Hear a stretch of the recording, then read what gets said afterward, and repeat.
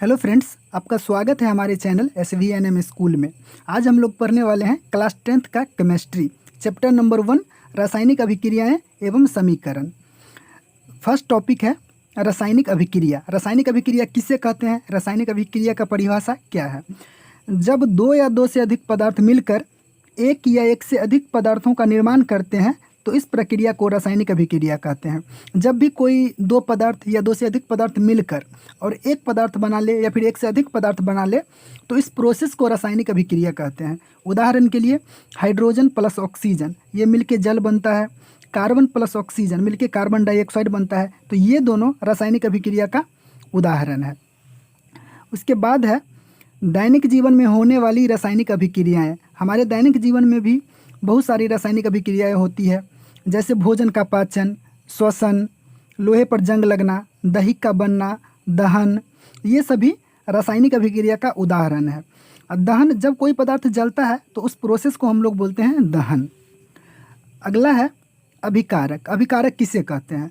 रासायनिक अभिक्रिया में भाग लेने वाले पदार्थों को अभिकारक कहते हैं। जो भी पदार्थ रासायनिक अभिक्रिया में भाग लेता है उसे अभिकारक कहते हैं। उत्पाद, उत्पाद या फिर प्रतिफल, रासायनिक अभिक्रिया के फलस्वरूप बनने वाले पदार्थों को उत्पाद कहते हैं। जैसे यहाँ पे हम लोग एग्जाम्पल देखते हैं, 2H2 प्लस O2 ये मिलके बनता है 2H2O, यानी कि हाइड्रोजन प्लस ऑक्सीजन, ये हो गया हाइड्रोजन का संकेत, ये हो गया ऑक्सीजन का संकेत, और ये जब मिलके बनता है H2O यानी जल का संकेत। तो यहाँ पे हाइड्रोजन और ऑक्सीजन दोनों अभिक्रिया कर रहा है आपस में, तो हाइड्रोजन और ऑक्सीजन हो गया अभिकारक और H2O यानी जल हो गया प्रतिफल। याद रखिएगा इस बात को। तो यहाँ कार्बन और ऑक्सीजन ये दोनों मिलके बनता है कार्बन डाइऑक्साइड। तो कार्बन और ऑक्सीजन हो गया अभिकारक और CO2 कार्बन डाइऑक्साइड हो गया प्रतिफल। अब अगला बहुत इंपॉर्टेंट टॉपिक है जो बार बार एग्जाम में पूछा जाता है, रासायनिक समीकरण। रासायनिक समीकरण किसे कहते हैं? तो जब किसी रासायनिक अभिक्रिया को संकेतों एवं सूत्रों के द्वारा लिखा जाता है तो इसे रासायनिक समीकरण कहते हैं। जब कोई भी रासायनिक अभिक्रिया हो रहा हो तो उसमें जो पदार्थ होता है, जब उसको हम संकेत के द्वारा लिखते हैं तो उस प्रोसेस को कहा जाता है, उसको रासायनिक समीकरण कहते हैं। उदाहरण के लिए 2H2 प्लस O2 2H2O। हम लोग हाइड्रोजन के लिए H2 संकेत यूज किए हैं, ऑक्सीजन के लिए O2 संकेत यूज किए हैं और जल के लिए H2O संकेत यूज किए हैं। तो हम लोग इसे बोलते हैं रासायनिक समीकरण। यहाँ पे H2 है, Cl2 है, तो हाइड्रोजन के लिए हम लोग H2 लिखे हैं, क्लोरीन के लिए Cl2 लिखे हैं और HCl यानी हाइड्रोक्लोरिक अम्ल। तो ये है रासायनिक समीकरण का उदाहरण। अब इसके पीछे 2 क्यों लगा है, ये कहाँ से आया, इसका डिस्कस हम लोग आगे करेंगे। अब यहाँ पे है रासायनिक समीकरण 2 प्रकार के होते हैं, संतुलित रासायनिक समीकरण और असंतुलित रासायनिक समीकरण। और असंतुलित रासायनिक समीकरण का एक दूसरा नाम भी है कंकाली समीकरण। तो एग्जाम में या तो कंकाली समीकरण रह सकता है कि किसे कहते हैं, या फिर असंतुलित भी रह सकता है। चलिए अब बारी बारी से दोनों का परिभाषा देखते हैं। संतुलित रासायनिक समीकरण, जिस समीकरण के दोनों ओर प्रत्येक तत्वों के परमाणुओं की संख्या समान होती है उसे संतुलित रासायनिक समीकरण कहते हैं। जिस समीकरण में दोनों साइड सभी परमाणु सेम संख्या में उपस्थित हो तो उस प्रकार के समीकरण को हम लोग बोलेंगे रासायनिक समीकरण, संतुलित रासायनिक समीकरण। उदाहरण के लिए देख लेते हैं, जैसे यहाँ पे इस समीकरण में हाइड्रोजन है, क्लोरीन है और इस साइड बनता है HCl। तो हम लोग इस एरो के साइन के इस साइड और इस साइड दोनों साइड सभी परमाणुओं को गिनना है कि दोनों साइड सेम है कि नहीं है। अगर सेम है तो संतुलित है, नहीं तो असंतुलित है। तो सबसे पहले हम लोग देखते हैं H को यानी हाइड्रोजन को। तो H2 इसके यहाँ पे 2 लगा है इधर और 2 पीछे भी लगा है, यानी 4 हाइड्रोजन हो गया 4 Cl, और इस साइड हाइड्रोजन हो गया आपको 2। सॉरी यहाँ पे मिस्टेक हो गया है, यहाँ पे 2 नहीं होना चाहिए था, सिर्फ H2 होगा। H2 plus Cl2 2HCl। तो यहाँ पे अब हाइड्रोजन भी 2 हो गया, इधर भी हाइड्रोजन 2 हो गया, Cl2 यहाँ भी है और Cl2 इधर जो पीछे लगा है ये दोनों के लिए हो जाता है। तो यहाँ क्लोरीन भी 2 हो गया, यानी कि ये संतुलित रासायनिक समीकरण है। अब अगला उदाहरण है Mg plus 2HCl, MgCl2 plus H2। Mg को इधर देखे और इधर देखे तो दोनों साइड Mg की जो संख्या है 1 है, तो Mg ठीक है। अब हाइड्रोजन को देखते हैं, तो हाइड्रोजन के पीछे 2 लगा है तो हाइड्रोजन 2 हुआ, और इधर भी H में 2 लगा है तो इधर भी हाइड्रोजन 2, तो H भी ठीक है। क्लोरीन के पीछे 2 लगा हुआ है तो क्लोरीन 2, और इधर भी Cl2 लगा हुआ है तो क्लोरीन के पीछे क्लोरीन भी 2 हो गया। तो दोनों साइड मैग्नीशियम, हाइड्रोजन और क्लोरीन दोनों साइड सेम संख्या में उपस्थित है, यानी कि ये संतुलित रासायनिक समीकरण हुआ। अब अगला है असंतुलित रासायनिक समीकरण। जिस समीकरण के दोनों ओर प्रत्येक तत्वों के परमाणुओं की संख्या समान नहीं होती है उसे असंतुलित रासायनिक समीकरण कहते हैं। उदाहरण के लिए देखिए H2 प्लस O2 H2O, तो इधर H2 है, इधर H2 है, तो H इधर भी 2 है, इधर भी 2 है, H ठीक है। ऑक्सीजन इधर 2 है जबकि इधर सिर्फ एक ऑक्सीजन है। अगर यहाँ पे 2 लगा रहता तो ऑक्सीजन 2 हो जाता, बट यहाँ ऑक्सीजन 2 है और इधर 1 है, तो ये असंतुलित रासायनिक समीकरण हुआ। दोनों साइड बैलेंस नहीं है, संतुलित नहीं है। अगला एग्जाम्पल देखते हैं, Mg plus HCl, MgCl2 plus H2। अब यहाँ क्या है, Mg इधर भी 1 है, इधर भी 1 है, Mg ठीक है। हाइड्रोजन इधर 1 है और हाइड्रोजन इधर 2 है, तो ये संतुलित रासायनिक समीकरण नहीं हुआ। तो ये असंतुलित रासायनिक समीकरण हो गया, जिसका दूसरा नाम कंकाली समीकरण भी है, इसको याद रखिएगा, बहुत इंपॉर्टेंट है। अब एग्जाम में क्वेश्चन पूछा जाता है कि समीकरण दे देगा और उससे बोलेगा कि संतुलित कीजिए, तो समीकरण को संतुलित कैसे करें, कैसे किया जाता है, चलिए इसको देखते हैं। वैसे एक अलग वीडियो हम लाएंगे इसके लिए, संतुलित करने के लिए समीकरण को। फिलहाल इसका 1-2 एग्जाम्पल देख लेते हैं। तो यहाँ H2 है, O2 प्लस O2 है और इधर बनता है H2O। इस समीकरण को हमको संतुलित करना है, तो इधर H2 है, इधर भी H2 है, इधर O2 है और सिर्फ इधर O है, यानी कि हमको इस O को राइट साइड में O को 2 पुराना है, इधर 2 है तो इधर भी 2 लाना है। तो इसके लिए हम लोग क्या करेंगे, 2 हम लोग इधर नहीं लगा सकते, यहाँ पे लगा सकते हैं, तो 2 लगा देते हैं। H2 प्लस O2, H2O है इधर, तो हम यहाँ पे 2 लगा देंगे, तो इससे क्या होगा, ऑक्सीजन की संख्या हो जाएगी 2, और इधर 2 तो है ही। लेकिन इससे दिक्कत क्या होता है कि जब 2 लगाते हैं तो H के पीछे भी 2 लग जाता है, तो H अब हो गया 4, तो हम लोग यहाँ पे भी 2 लगा देते हैं, तो H अब यहाँ भी 4 हो जाएगा। तो अब ये हो जाएगा संतुलित रासायनिक समीकरण। एक और एग्जाम्पल देख लेते हैं, Mg plus HCl, MgCl2 plus H2। Mg यहाँ भी 1 है, Mg यहाँ भी 1 है, H यहाँ 1 है और यहाँ 2 है, तो इसके लिए हम लोग ये को यहाँ पे 2 लगाना पड़ेगा। तो लगाते हैं Mg प्लस 2HCl, तो H लगाए 2, H के पीछे 2 लगाए, MgCl2 प्लस H2। H के पीछे जब 2 लगाए तो Cl के पीछे भी 2 लग गया, और Cl के आगे यहाँ पे 2 ऑलरेडी लगा हुआ है, तो अब ये संतुलित हो गया। अब आगे अगला टॉपिक है रासायनिक अभिक्रियाओं के प्रकार, मतलब कि रासायनिक अभिक्रिया कितने टाइप का होता है उसके बारे में हमको पढ़ना है। तो जिसमें सबसे पहला है संयोजन अभिक्रिया, बहुत इंपॉर्टेंट है। ये जितने भी टाइप का अभिक्रिया हम लिखे हैं सभी इंपॉर्टेंट है, तो सबसे पहला संयोजन अभिक्रिया, इसके बारे में पढ़ते हैं। तो वह अभिक्रिया जिसमें 2 या 2 से अधिक पदार्थ मिलकर एक पदार्थ का निर्माण करते हैं उसे संयोजन अभिक्रिया कहते हैं। जब 2 या 2 से अधिक पदार्थ मिलकर सिर्फ एक पदार्थ का निर्माण करे तो उसे हम लोग बोलेंगे संयोजन अभिक्रिया।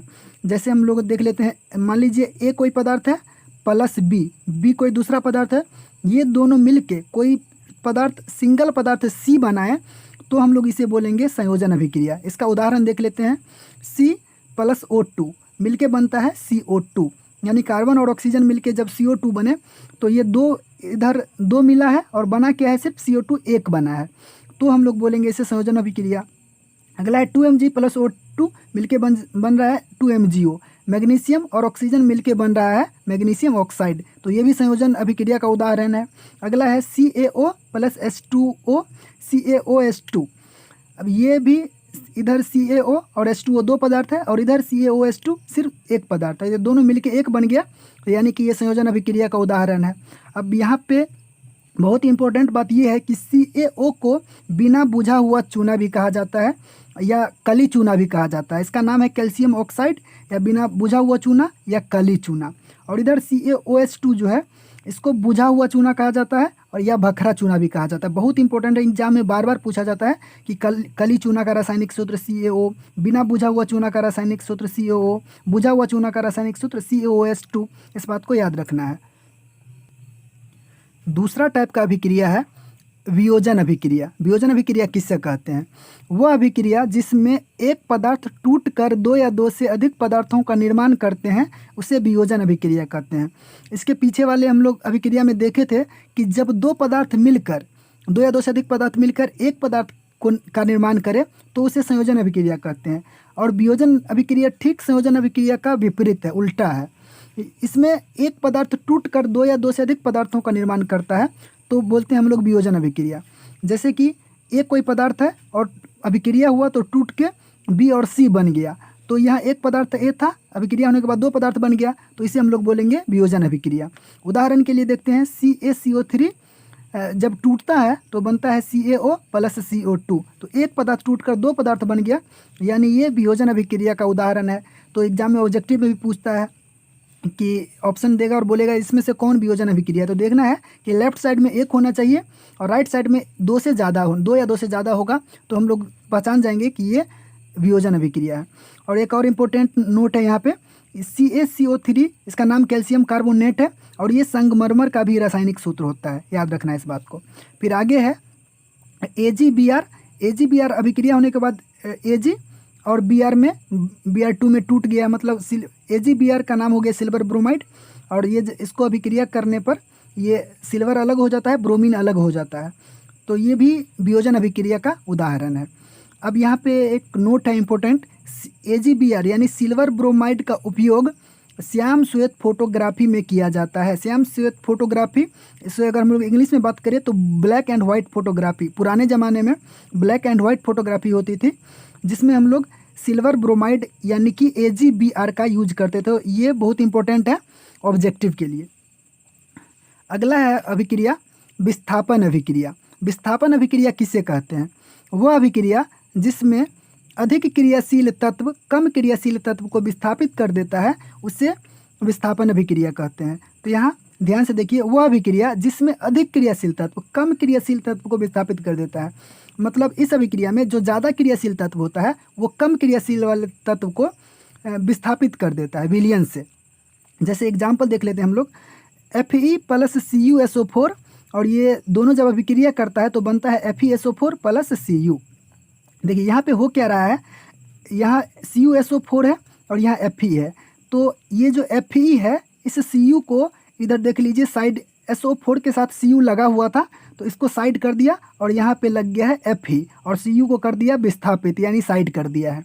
तो इसका मतलब ये हुआ कि Fe ज़्यादा पावरफुल है Cu से और इसीलिए ये Cu को साइड कर दिया है। तो और यहाँ पे CuSO4 यानी कॉपर सल्फेट और FeSO4 यानी आयरन सल्फेट। SO4 लगा है कहीं पे तो उसके नाम में सल्फेट आ जाएगा। फिर अगला उदाहरण है Zn plus CuSO4, ZnSO4 plus Cu। अब यहाँ पे Zn भी Cu को विस्थापित कर दे रहा है क्योंकि Zn इससे ज़्यादा Cu से ज़्यादा क्रियाशील है। तो यहाँ से ऑब्जेक्टिव बनता है, ये दे देगा और पूछेगा कि कौन ज़्यादा क्रियाशील है। तो जो पदार्थ विस्थापित कर दे रहा है वो उसे हम लोग बोलेंगे ज़्यादा क्रियाशील है। ये कॉपर सल्फेट इसका नाम है, इसका जिंक सल्फेट नाम है। अगला उदाहरण है Cu plus 2AgNO3, CuNO3 plus 2Ag। अब यहाँ पे Cu Ag को विस्थापित कर दे रहा है क्योंकि Cu ज़्यादा पावरफुल है Ag से, ज़्यादा क्रियाशील है। तो यहाँ पे ये तीनों उदाहरण हो गया विस्थापन अभिक्रिया का, बहुत इंपॉर्टेंट है, सब्जेक्टिव में भी पूछा जाता है और इससे ऑब्जेक्टिव भी पूछा जाता है। तो और एक इसके परिभाषा को याद रखिएगा कि इसका परिभाषा होता है कि अधिक क्रियाशील तत्व कम क्रियाशील तत्व को विस्थापित कर देता है।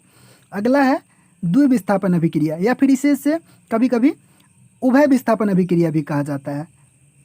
तो वह अभिक्रिया जिसमें दो यौगिक अपने आयनों का आदान प्रदान कर नए यौगिकों का निर्माण करते हैं उसे द्विविस्थापन अभिक्रिया कहते हैं। तो इसके परिभाषा में याद रखने वाली बात है आदान प्रदान। तो द्विविस्थापन अभिक्रिया में आयनों का आदान प्रदान होता है। तो ऑब्जेक्टिव के लिए भी याद रखना है कि पूछता है कि किस अभिक्रिया में आयनों का आदान प्रदान होता है या फिर विनिमय होता है। तो विनिमय या आदान प्रदान सेम होता है। तो द्विविस्थापन या उभय विस्थापन अभिक्रिया में आयनों का आदान प्रदान होता है।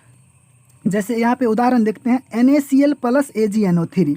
अब ये अभिक्रिया करके NaNO3 बन गया प्लस AgCl बन गया। यहाँ पे हो क्या रहा है देखिए, NaCl और इधर AgNO3, तो यहाँ Na इस NO3 के साथ अभिक्रिया कर लिया और Ag इस Cl के साथ अभिक्रिया कर लिया, तो ये वाला इसके साथ अभिक्रिया और ये वाला इसके साथ अभिक्रिया कर लिया, तो NaNO3 बन गया और प्लस में AgCl बन गया। तो ये यहाँ पे 2 विस्थापन हुआ, इसीलिए द्विविस्थापन या उभय विस्थापन। और NaCl का नाम हो गया सोडियम क्लोराइड, AgNO3 का नाम हो गया सिल्वर नाइट्रेट, और NaNO3 का नाम हो गया सोडियम नाइट्रेट, और AgCl सिल्वर क्लोराइड। दूसरा उदाहरण है Na2SO4 प्लस BaCl2, ये दोनों अभिक्रिया करता है तो Na मिल जाता है Cl के साथ, तो NaCl बन जाता है, और SO4 और Ba मिलके BaSO4 बन जाता है। Na2SO4 इसका नाम हो जाएगा, नाम आप लोग नोट करते जाइएगा, Na2SO4 यानी sodium sulphate, BaCl2 barium chloride, NaCl sodium chloride जिसका नाम साधारण नमक भी होता है, और BaSO4 यानी बेरियम सल्फेट। और अगला 5वां नंबर अभिक्रिया है ऊष्माक्षेपी अभिक्रिया, बहुत इंपॉर्टेंट है, ऑब्जेक्टिव में सब्जेक्टिव में पूछता है कि ऊष्माक्षेपी अभिक्रिया क्या है, उदाहरण दीजिए। तो वह अभिक्रिया जिसमें उत्पाद के साथ साथ ऊष्मा भी उत्पन्न होता है उसे ऊष्माक्षेपी अभिक्रिया कहते हैं। वह अभिक्रिया, जब कोई भी अभिक्रिया होता है तो उत्पाद तो बनता ही है, प्रतिफल जिसे हम लोग बोलते हैं, साथ में कुछ ऊष्मा भी उत्पन्न हो, ऊष्मा भी निकले, ऊष्मा का उत्सर्जन हो, तो उस अभिक्रिया को बोलेंगे ऊष्माक्षेपी अभिक्रिया। तो क्वेश्चन ऑब्जेक्टिव में पूछता है कि किस अभिक्रिया में ऊष्मा का उत्सर्जन होता है, तो वो उसका सही ऑप्शन हो जाएगा ऊष्माक्षेपी अभिक्रिया। एक बार और परिभाषा देखते हैं, वह अभिक्रिया जिसमें उत्पाद के साथ साथ ऊष्मा का भी उत्पन्न होता है उसे ऊष्माक्षेपी अभिक्रिया कहते हैं। जैसे C+O2, जब C और O2 मिलता है यानी कार्बन और ऑक्सीजन जब मिलता है तो CO2 तो बनता ही है, साथ में कुछ ऊष्मा भी उत्पन्न होता है, इसीलिए ये ऊष्माक्षेपी अभिक्रिया का उदाहरण हो जाएगा। ऊष्माक्षेपी अभिक्रिया को पहचानने का एक तरीका है कि जब राइट साइड में प्लस ऊष्मा लगा रहे तो समझ जाना है कि ये ऊष्माक्षेपी अभिक्रिया है। अब यहाँ पे है श्वसन एक ऊष्माक्षेपी अभिक्रिया है, तो श्वसन जो हम लोग सांस लेते हैं तो वो ऊष्माक्षेपी अभिक्रिया का उदाहरण है, क्योंकि सांस लेने के दौरान ऊष्मा का उत्सर्जन होता है, ऊष्मा भी निकलता है, इसीलिए श्वसन को ऊष्माक्षेपी अभिक्रिया कहते हैं। अगला है ऊष्माशोषी अभिक्रिया, तो ऊष्माक्षेपी के ठीक उल्टा होता है ऊष्माशोषी। तो इसका परिभाषा है वह अभिक्रिया जिसमें ऊष्मा का अवशोषण होता है उसे ऊष्माशोषी अभिक्रिया कहते हैं। ऊष्माक्षेपी अभिक्रिया में ऊष्मा का उत्सर्जन होता था, ऊष्मा निकलता था, लेकिन यहाँ पे ऊष्मा का शोषण हो रहा है, अवशोषण हो रहा है, इसमें ऊष्मा लगता है तब जाके अभिक्रिया होता है। तो इसका उदाहरण है N2+O2, N2 और O2 जब मिलता है तो और उसमें ऊष्मा भी देना पड़ता है तब जाके बनता है 2NO। तो अगला अभिक्रिया है अवक्षेपण अभिक्रिया। तो अवक्षेपण अभिक्रिया का परिभाषा है वह अभिक्रिया जिसमें कोई ठोस उत्पाद विलयन से अलग हो जाता है उसे अवक्षेपण अभिक्रिया कहते हैं। तो जिस अभिक्रिया में ये जो प्रतिफल बनता है वो ठोस होता है और वो विलयन से अलग हो जाता है, तो उस अभिक्रिया को हम बोलते हैं अवक्षेपण अभिक्रिया। तो यहाँ से क्वेश्चन ये बनता है कि किस अभिक्रिया में ठोस उत्पाद का निर्माण होता है, तो ठोस उत्पाद का निर्माण होता है अवक्षेपण अभिक्रिया में, और वो विलयन से पृथक यानी अलग हो जाता है। तो ये भी याद रखना है कि विलयन से पृथक या फिर अलग किस अभिक्रिया में हो जाता है, तो अवक्षेपण अभिक्रिया में। इसका उदाहरण है NaCl प्लस AgNO3, जब ये दोनों अभिक्रिया करता है सोडियम क्लोराइड और सिल्वर नाइट्रेट, तो ये बनता है AgCl प्लस NaNO3। यहाँ पे नीचे के साइड एरो लगा है AgCl पे, तो यही है अवक्षेप, ये विलयन से अलग हो जाता है। तो अवक्षेपण अभिक्रिया को पहचानने का तरीका है जब नीचे के साइड एरो लगा रहे तो यानी कि वो अवक्षेपण अभिक्रिया है। अगला उदाहरण है उदासीनीकरण अभिक्रिया। तो उदासीनीकरण अभिक्रिया किसे कहते हैं? वह अभिक्रिया जिसमें अम्ल तथा भस्म अभिक्रिया करके लवण तथा जल का निर्माण करते हैं उसे उदासीनीकरण अभिक्रिया कहते हैं। तो वह अभिक्रिया जिसमें अम्ल तथा भस्म, तो अम्ल और भस्म के बारे में हम लोग डिटेल से चैप्टर नंबर 2 में पढ़ेंगे। फिलहाल आप लोग ये जान लीजिए कि खट्टा पदार्थ को अम्ल कहा जाता है और कड़वा पदार्थ को भस्म कहा जाता है।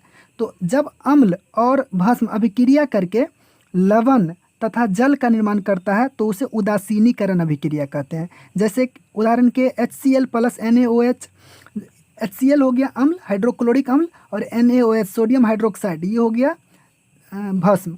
ये दोनों मिलके बनता है NaCl प्लस H2O।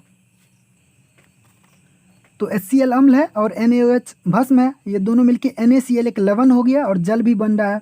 तो ये उदासीनीकरण अभिक्रिया का उदाहरण है। दूसरा है H2SO4 प्लस 2KOH। तो H2SO4 सल्फ्यूरिक अम्ल है और KOH सोडियम हाइड्रोक्साइड ये भस्म है। तो ये अम्ल और ये भस्म ये दोनों मिला तो बना K2SO4 लवण, ये लवण है और जल भी है। तो ये उदासीनीकरण अभिक्रिया का उदाहरण है। अगला है उपचयन अभिक्रिया या ऑक्सीकरण अभिक्रिया। उपचयन अभिक्रिया भी इसे बोला जाता है और कहीं कहीं इसके लिए ऑक्सीकरण अभिक्रिया भी यूज किया जाता है। तो इसका परिभाषा है वह अभिक्रिया जिसमें पदार्थ में ऑक्सीजन की वृद्धि या हाइड्रोजन का ह्रास होता है उसे उपचयन अभिक्रिया कहते हैं। तो उपचयन या ऑक्सीकरण को दो बेसिस पे डिवाइड किया गया है। या तो ऑक्सीजन की वृद्धि के हिसाब से भी बोल सकते हैं या हाइड्रोजन के ह्रास के हिसाब से भी बोल सकते हैं। तो जिस अभिक्रिया में पदार्थ में ऑक्सीजन की वृद्धि हो जाए, जब ऑक्सीजन की वृद्धि हो जाती है तो ऑक्सीकरण अभिक्रिया कहते हैं। या फिर हाइड्रोजन का ह्रास यानी हाइड्रोजन में कमी आ जाए, ऑक्सीजन का वृद्धि या हाइड्रोजन का ह्रास, हाइड्रोजन में कमी आ जाए तो उसे उपचयन अभिक्रिया कहते हैं।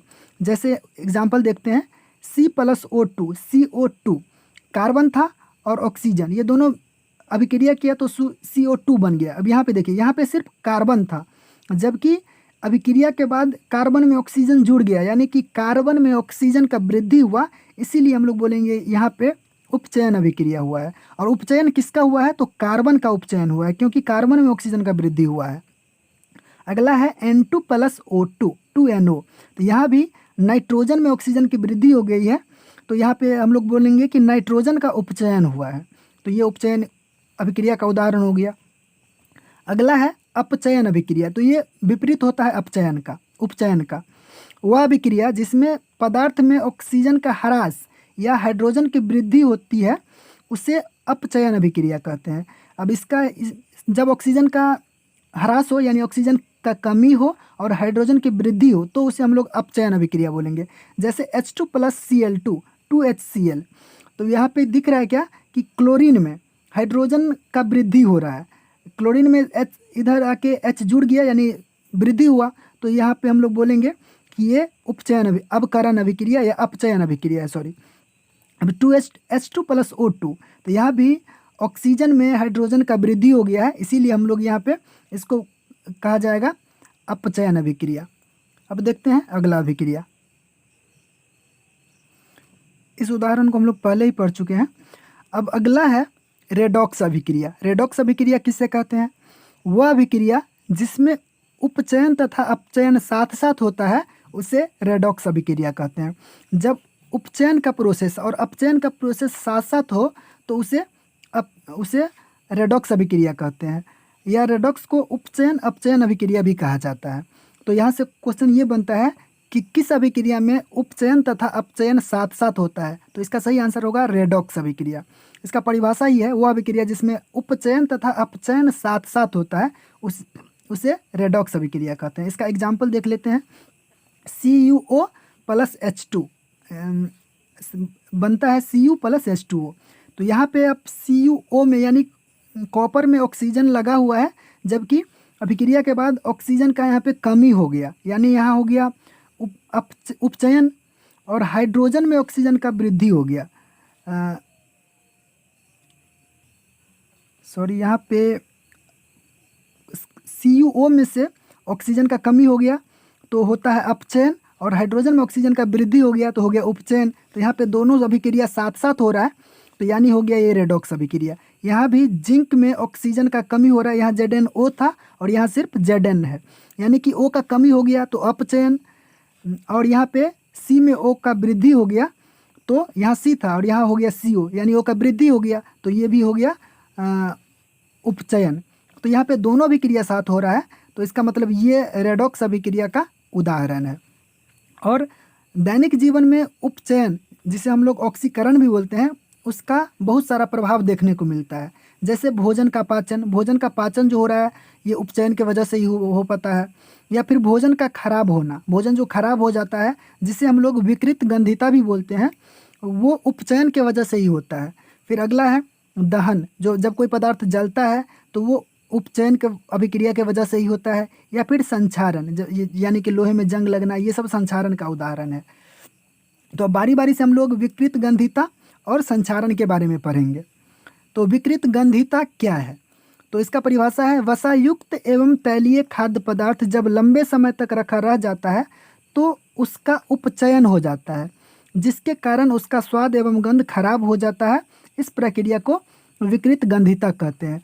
जब हम लोग भोजन बहुत लंबे टाइम तक रखा रह जाता है तो वो खराब हो जाता है। और ख़राब क्यों हो जाता है? क्योंकि उसका उपचयन हो जाता है, वो ऑक्सीजन से अभिक्रिया कर लेता है, और इस प्रक्रिया को विकृत गंधिता कहते हैं। तो विकृत गंधिता रोकने के उपाय भी कुछ हैं जिससे हम लोग विकृत गंधिता को कम कर सकते हैं।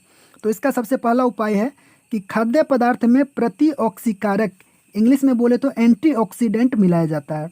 मतलब कि उस भोजन को खराब होने से बचाने के लिए भोजन में मिलाया जाता है प्रतिऑक्सीकारक या एंटीऑक्सीडेंट। ऑब्जेक्टिव यहाँ से पूछा जाता है कि भोजन विकृत गंधिता रोकने के लिए भोजन में क्या मिलाया जाता है, तो एंटीऑक्सीडेंट या फिर प्रतिऑक्सीकारक। दूसरा है, खाद्य पदार्थ को रेफ्रिजरेटर में यानी कि फ्रिज में रखा जाता है। विकृत गंधिता को रोकने के लिए फ्रिज में भी रखा जाता है खाद्य पदार्थ को, ताकि जल्दी खराब ना हो। अगला है, चिप्स की थैली में नाइट्रोजन गैस भरा जाता है। उपचयन रोकने के लिए ही चिप्स की थैली में पूरा जो उसमें आप देखे होंगे कि हवा भरा रहता है, वो नाइट्रोजन गैस होता है। तो यहाँ पे से क्वेश्चन ये है कि चिप्स की थैली में या कौन सी गैस भरा जाती है, या खाद्य पदार्थ की थैली में कौन सी गैस भरी जाती है, तो नाइट्रोजन गैस भरी जाती है विकृत गंधिता को रोकने के लिए। अगला प्रोसेस है, अगला टॉपिक है संक्षारण। तो संक्षारण किसे कहते हैं? तो आप लोग अक्सर देखे होंगे कि लोहा जब बाहर में बहुत दिनों तक रखा रह जाता है तो उसमें जंग पकड़ लेता है, तो वो जंग जो है वो संक्षारण का उदाहरण है।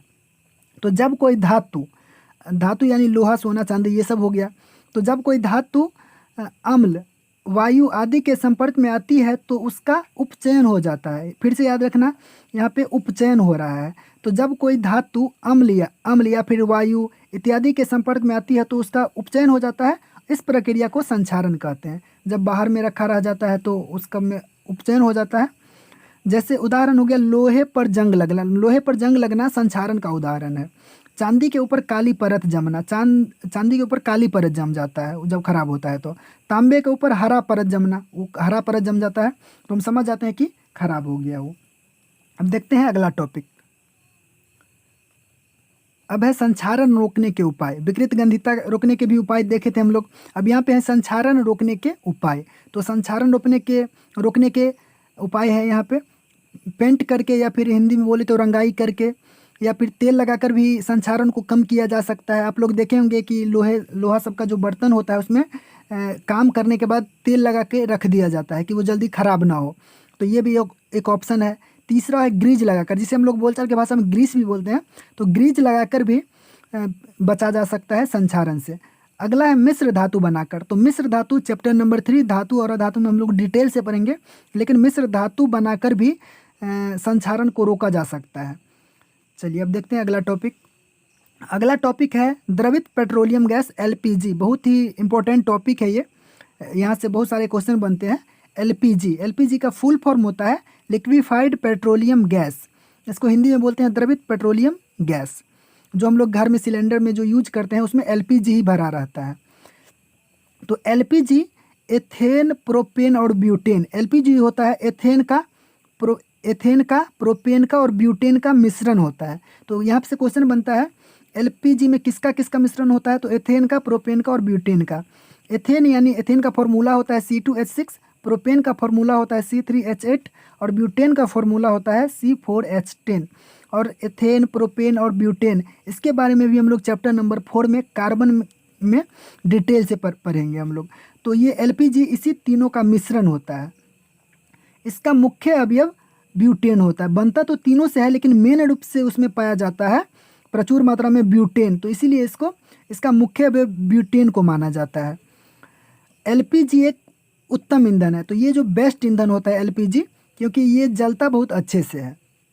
अब आगे है, एलपीजी का कोई गंध नहीं होता है। एलपीजी का अपना कोई गंध नहीं होता है। तो फिर आप बोलोगे कि वहाँ उसमें फिर लीकेज वगैरह हो जाता है, तो उसमें उसका तो गंध आते रहता है। तो इसका भी रीज़न है। इसीलिए एलपीजी का कोई गंध नहीं होता है, इसीलिए इसमें एथिल मरकैप्टन नाम का एक पदार्थ होता है जिसका फार्मूला होता है C2H5SH मिलाया जाता है ताकि रिसाव यानी लीकेज होने पर पता चल सके। तो एलपीजी का कोई अपना गंध नहीं होता है, तो इसीलिए उसमें एथिल मरकैप्टन मिलाया जाता है ताकि लीकेज वगैरह हो तो पता चल सके। तो इसी के साथ हमारा चैप्टर ख़त्म हो चुका है और अगले वीडियो में हम लोग चैप्टर 1 का क्वेश्चन आंसर ले पढ़ेंगे। Thank you.